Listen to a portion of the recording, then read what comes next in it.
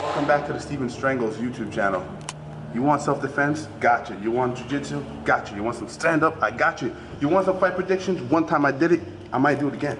It's been a while since I've done it, but I'm gonna do it again. Today I'm talking about footwork. Footwork not just for street fighting and self-defense, but for grappling too. You think you don't need footwork and grappling? That means your grappling's not good.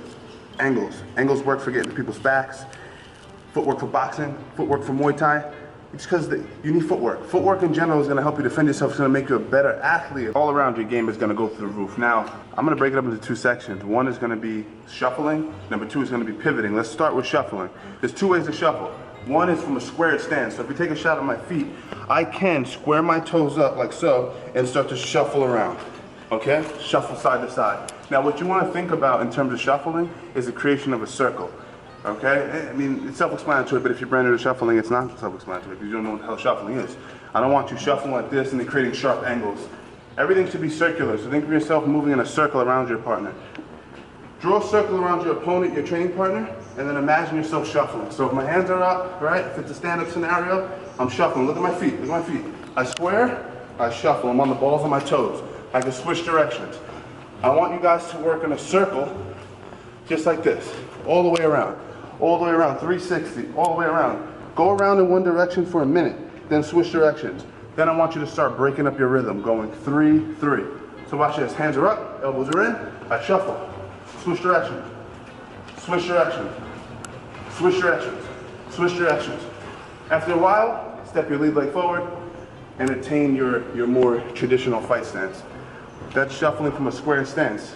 You need to know it, right? You need to know it because it's going to give you the ability to circle around your training partner, your opponent in a 360-degree fashion, which protects you from getting attacked and creates angle changes, but it also gives you opportunities to create angles on your training partner, your opponent, where you can land damage to them. The same thing applies to wrestling with shuffling, but the only difference is I'm going to keep a lower stance here, and I'm going to bring my elbows and my thumbs in and watch how my feet square.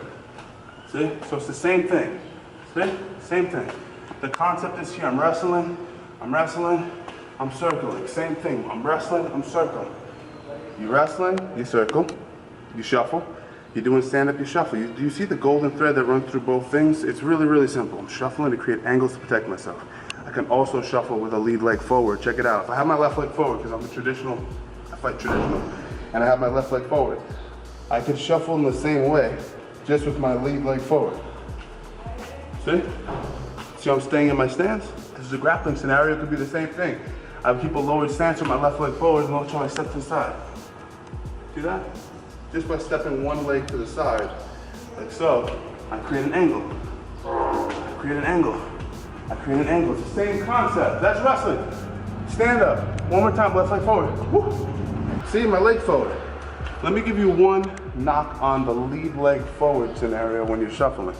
Your legs open to single leg snatch takedowns and lower leg kicks. If said person is shuffling around with their lead leg forward and it's a deliberate stance, what's stopping him from channeling a low calf kick or a kick to your leg, a low kick, right? So as you're shuffling, he can easily kick your leg out from under you. If it's wrestling and I'm stepping to the side, he can easily snatch my leg and start to look for a single leg. So although I like to shuffle with my lead leg forward, I make sure that I'm at a proper range where if he were to hypothetically try to come and take me down, he's gonna have to cover a lot of distance.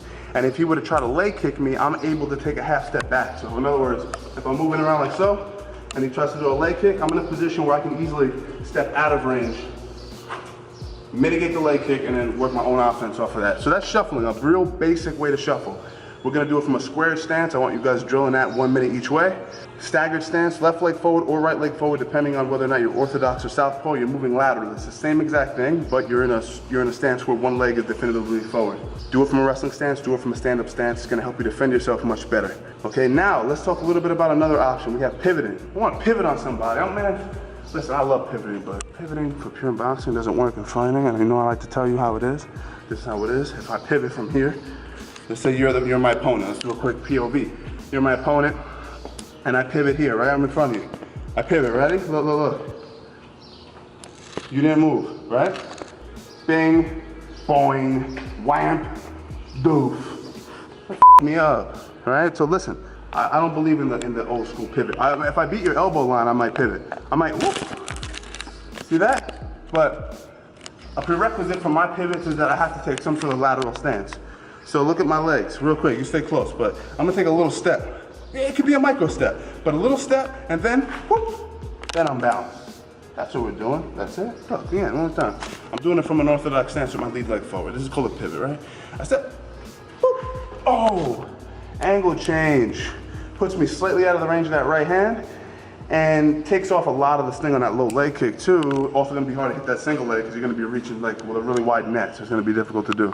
So take a wide step is what I'm trying to ask you to do. And that's what we're talking about. So I can do that. I can also switch stances. This is a little more advanced, but I can switch stances, step my right leg forward, here on an angle, pivot off of this leg. But if you're not used to fighting southpaw, this would not be advisable. For beginners, if you're a pure beginner, I don't want you really switching stances. I just gave you a preview, so you can rewind that, check that out. But for people who are, you know, fight one stance only, or if you're new, I'm wrestling, step, circle. It's unorthodox wrestling too. You don't see pivoting in wrestling. A lot of it's head on, elbow dragging, things like this. But if you have a funky style, or you're a person who's not a pure wrestler, like you're a grappler, try to incorporate some of these weird pivot movements into your wrestling. It's gonna throw people off. So look, I'm here, I'm doing some stand-up, where this is really where it shines, when you're doing stand-up. This is where it belongs. Go ahead, step, ready? Step, pivot, shuffle. See how I combined the two movements? Step, pivot, shuffle, stance, money, okay? Basics right there.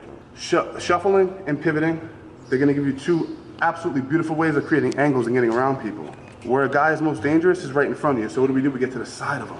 You're always trying to get to the side, but you're always trying to do it when you're balanced, right? You're always trying to be balanced. One last tip before I go is don't cross your feet, okay? It's a great way to go down. In other words, I'm shuffling, look what I don't do. I never cross my feet. Crossing your feet is gonna make it so that if he even touches you barely, even if it doesn't hurt, you're gonna fall down. If he shoots a single double, going down. If he leg kicks you, going down. So don't do that, don't be a clown. Make sure that you're shuffling with the right steps, with an equidistant amount of space in between your legs, roughly shoulder length apart. You can get a little wider if you're feeling wild with it, but keep it shoulder length apart by and large, and never cross your feet. Never cross your feet. Subscribe. Make sure you guys subscribe.